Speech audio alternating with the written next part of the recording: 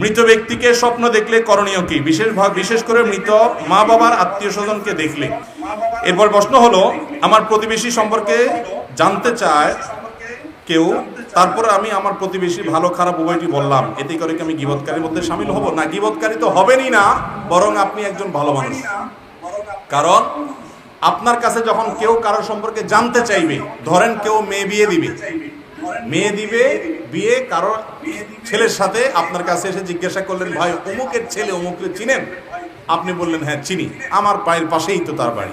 তো জিজ্ঞেস করলো মানুষটা কেমন, আপনার সাথে তার সম্পর্ক খুব ভালো, দরহম মরহম, দোস্তি আছে, বা আপনার ভাই বেরাদার লাগে। আপনি তখন সেই সুযোগে বললেন যে এই এলাকাতে তো এরকম ফেরেশতা ছেলে আরেকটা নেই, বা এরকম ফেরেশতা মেয়ে আরেকটা নেই। আসলে কিন্তু এটা মিথ্যা কথা। তাহলে এটা হলো আমানতের খেয়ানত করা। আপনার মিথ্যা কথার কারণে সে ব্যক্তি সেখানে আত্মীয়তা করে ধরা খাবে। তাহলে আপনার এই কথার কারণে লোকটা বিপদে পড়বে কি পড়বে না? এইসব জায়গায় তার যদি দোষ থাকে, সে দোষ বলাটা বরং দায়িত্ব। সে দোষ বলাটা বরং কি, ভাই তার এই গুণ আছে, এই দোষ আছে আমার জানা মতে, যেটা জানেন সেটা বলবেন। আবার দেখা যায় আমাদের দেশে যার সাথে সম্পর্ক ভালো নাই, তার কাছে যদি জিজ্ঞাসা করতে আসে, ওই বেচারা যদি সেই লোকের কাছে যায় পড়ে, তাহলে তো সে ধরা খাইছে, ঠিক না? নাই, তখন বলে যে হায় হায় ভাই, আপনারা মানুষ খুঁজে পাইলেন না, এই জায়গায় আসছেন, এদের মতো অমানুষ তো আমাদের এই পুরো গ্রাম ইউনিয়নের মধ্যে আরেকটা নেই। তার নামে ডাহা মিথ্যা কথা বানায়া বলে সম্পর্কটা নষ্ট করে দেয়, আছে না নাই? এগুলো সবগুলো কবিরা গুনাহ, শাহাদাতুজ জুর, মিথ্যা সাক্ষ্য দেওয়া, এগুলা। বরং আপনার দায়িত্ব হলো যা বাস্তব সেটা বলে দেওয়া, এটা বলে দেওয়া বরং দায়িত্ব। এগুলা গীবত হবে না। একজন একজনকে টাকা হলাপ দিবে, আপনাকে জিজ্ঞাসা করছে ভাই লোকটার লেনদেন কেমন, আপনি যদি জানেন যে লোকটা টাকা নিয়ে ঘুরায় সবাইকে, তাহলে আপনি এই যে বেচারা টাকা হলাপ দিতে চাচ্ছে তাকে বলে দেওয়া যে ভাই লোকটার কিন্তু এই ক্যারেক্টার, এই চরিত্র আমার জানা আছে, এটা বলে দেওয়া বরং আপনার ইমানি দায়িত্ব। কথা কি বুঝতে পারছি? এটা বললে কোনো গীবতের গুনাহ হবে। প্রথম স্ত্রী মারা গেছেন, স্বামী যদি দ্বিতীয় বিয়ে করে, তার প্রথম স্ত্রী কবর থেকে কষ্ট পাবে কিনা? এক্ষেত্রে যদি কষ্ট পায়, তাহলে ওই লোকের হয় বিয়ে করা কি জায়েজ হবে? আমরা আখিরাত সম্পর্কে ধারণা যে আমাদের একেবারেই নাই, এর একটা প্রমাণ হলো এই ধরনের প্রশ্ন। দুনিয়া থেকে একটা মানুষ চলে যাওয়ার পর, দুনিয়াতে কোন মহিলার মৃত্যুর পর তার স্বামী কি আরো একটা বিয়ে করছে না আরো 4টা করছে, ওইটা দেখার মতো, ওইটা ভাবার মতো শক্তি, সুযোগ, সামর্থ্য থাকলেও তার সেটা ভাবার মতো ফুরসত তার থাকবে না। ইয়ানফসি করে তার আখিরাতের যে ঘাটগুলা সে পার হচ্ছে, সেই ঘাটগুলো পার হওয়া নিয়ে সে পাগল পড়া থাকে। কথা বুঝাতে পারছি? সেখানে তার স্বামী কি আরেক বিয়ে করলো কিনা তাতে অভিমান করবেন তিনি, রাগ করবেন তিনি, এত সহজ বিষয় না। আখিরাতের যে সফর, সে সফরটা তো সহজ না। সেখানে ইয়ানফসি করতে করতে অস্থির থাকবে, বেচাইন থাকবে, ঠিক না ঠিক? বিধায় এটা ভুল যে স্বামী দ্বিতীয় বিয়ে করলে স্ত্রী কবরে কষ্ট পাবে।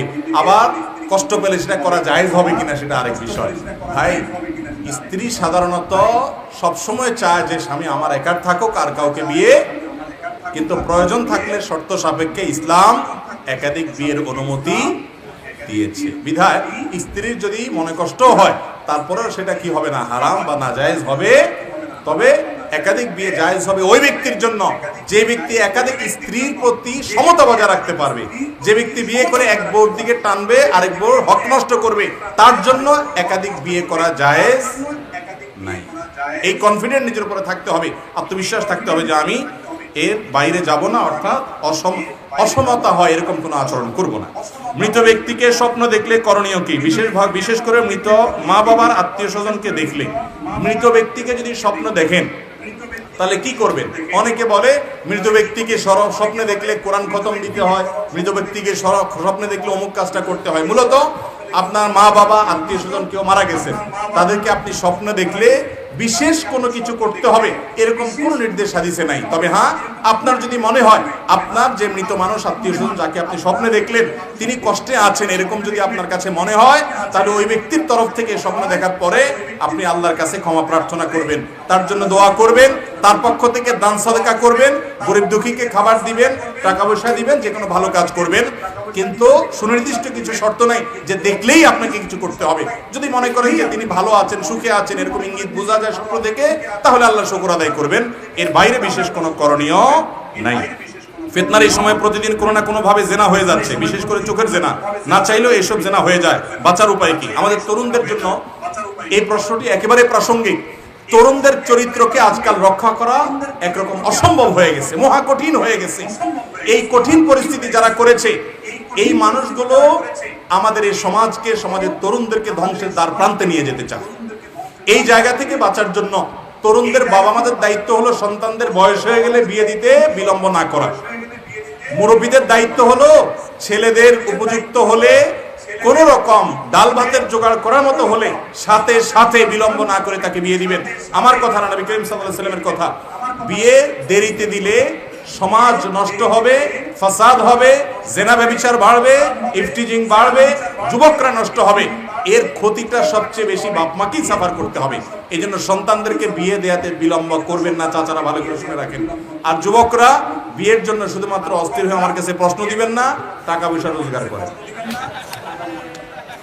সবাই যার যার কাজ করেন, শুধু ওই বাপের হোটেলে বসে বসে নিজে খান, বিয়ে করে আরেকটা রাইনা খাওয়াইতে চাচ্ছেন। আপনিও কিছু করেন, আর চাচারাও তাড়াতাড়ি করে বিয়ে দেয়।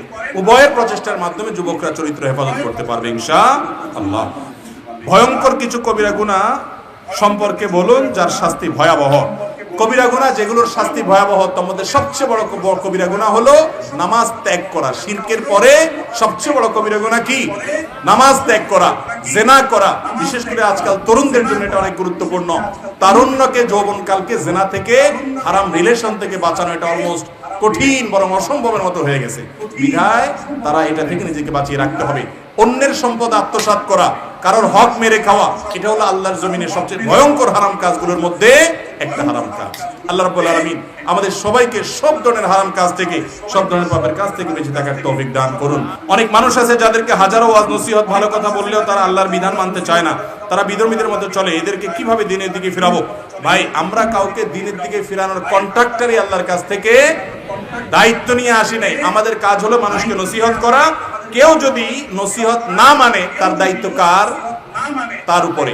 ওয়ামা আলাইনা ইল্লাল বালাগ। আমাদের দায়িত্ব হলো মানুষকে কি করা? সত্যটা পৌঁছায় দেওয়া।